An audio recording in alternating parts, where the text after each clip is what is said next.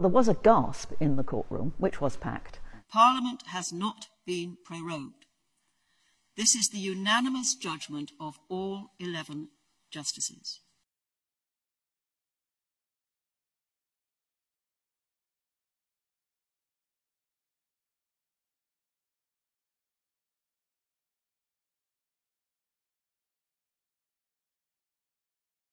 And this is the room where all 11 justices came and This is true. had your initial discussion about the case. No, this is our meeting room.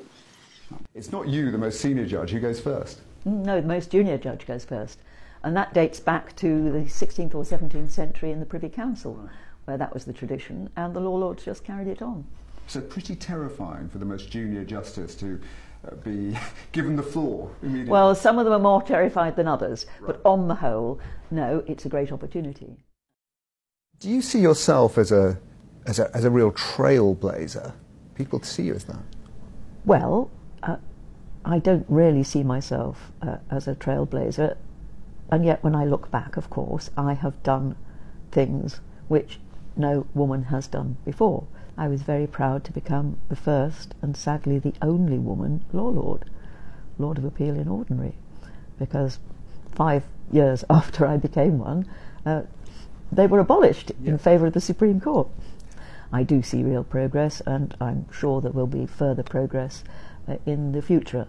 Gender is an important feature because, after all, we are half the human race, but ethnicity is important, professional background is important. It is for Parliament, and in particular the Speaker and the Lord Speaker, to decide what to do next. There was so much press and interest in the choice of brooch that you wore on the day of the prorogation judgment.